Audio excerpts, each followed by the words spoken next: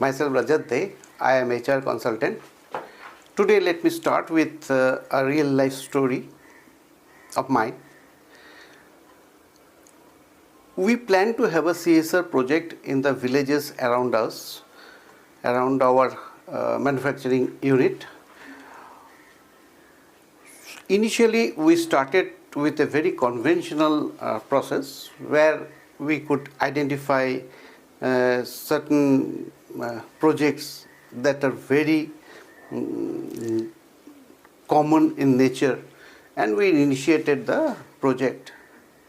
But when we used to go to the villages, we did not find any excitement among the beneficiaries regarding our project. Now when we came back and we sat together, our team also was asking how to make it more impactful in the society.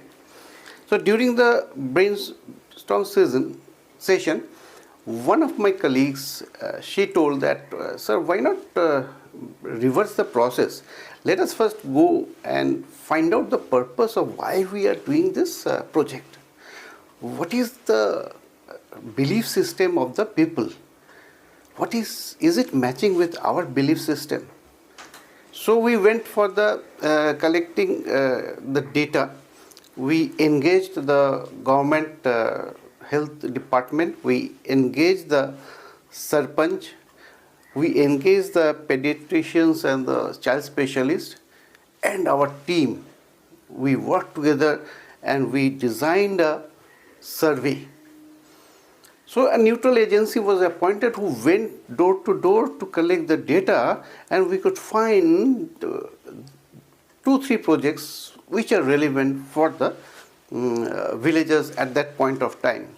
One of them was that we could find a striking feature is that malnutrition among the kids are very prominent, and due to that the society is getting impacted. So we discussed with Sarpanch and others, and they also resonated with what we were thinking, and ultimately the project got sanctioned and we went out for the implementation of the project, right? When the project got a good sailing, we were also internally very complacent and happy that things are moving very good. Right? So one day when I was reviewing, one of my colleagues told, sir, we conducted a interim survey and some striking features are coming out of it. I said, what is that? She said that around 30 to 40% of the kids are showing strikingly improvement in the nourishment, whereas the rest of the kids are not at all showing improvement. Even some are showing further deterioration. I said, how can it happen? The same nutrition supplement is being given to provide it to all the kids. How can this happen that only one part of it is getting benefits out of it and others are not? So let us deep dive into it. So immediately we conducted another door-to-door campaign and with the self-help group of the villages, and we could find a striking result. What is that? That result shows that not only the kids, their mothers are also malnutrition. So the food supplements that we are distributing to them for the consumption of the kids is getting consumed by the mothers also. So the impact that is supposed to come with the kids are not coming. So this underprivileged, below poverty line villages are not getting the impact of the project. Then we again revised and modified our module, our plan, and we made an integrated action plan where both mothers as well as the kids are getting addressed. And in 1 year time, we could see a significant improvement. When this pilot project got success, we expanded this project to other villages.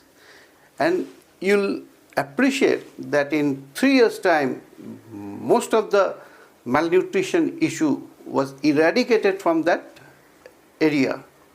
So this is our contribution, which could be successful when we reverse the process. We started initially with a very common way of addressing the issue of CSR, which most of the organizations are doing.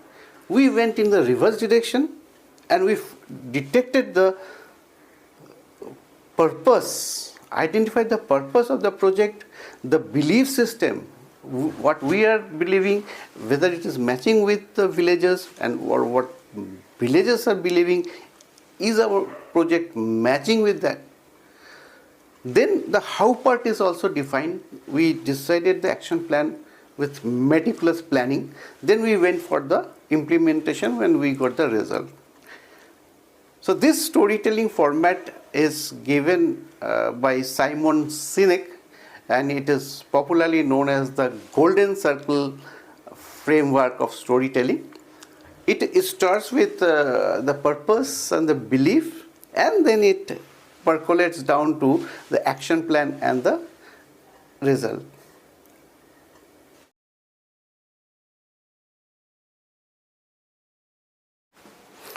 Let me quickly take you through the Golden Circle framework of Simon Sinek.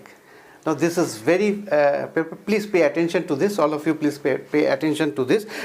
This starts with the why, the very purpose, the very cause, the very belief for which anybody is doing. Then it is followed by the how part, the process part, which is equally important, and what is the data, the report, the outcome, the achievement. So in this Golden Circle,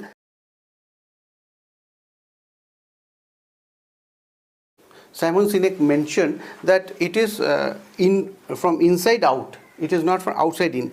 Most of the organizations are following this outside in, but all the successful organizations are following from inside out. So inside out is very important, because when you start a project, you first define the purpose, the belief. And he could detect that this module has a very good similarity with the human brain, the Homo sapien brain, right? We have a precortex as the outer thing, which takes care of our logical, our analytical, our language part of the thing, and that is the limbic part, which takes care of the why and how, and this takes care of our feelings, our trust, our loyalty, our behavior. So it's a combination of limbic and precortex that acts for the action. He is a team. She mentioned that she has some disturbance, that 40% of the kids are getting improved through the food supplement, where the rest of the 60% are not improving with the food supplement. It gives her the gut feeling that something is going wrong. So the limbic part has come to her belief system, got a push. So why part is very important, so that marketing, in finance, in HR, in any stream of life, if we want to retain a good talent, this limbic part plays a big role, because the belief of the organization must get aligned with the belief of the candidate.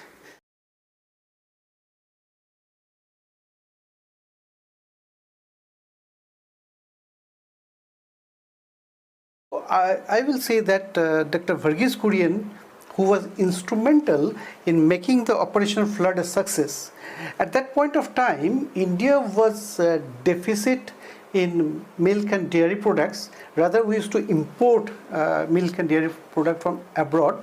He took the pain and he defined the why part of it. First, his belief system that economic independence to rural farmers is the most important in making this project a success. I repeat, economic independence to rural farmers is instrumental in making this project a success. How he did it? He created cooperative society in an ownership system. All the villagers got the ownership of that cooperative. The first time in the history of India, somebody has thought believed and made it happen. What we achieved out of it, India got transformed into a largest producer of such products.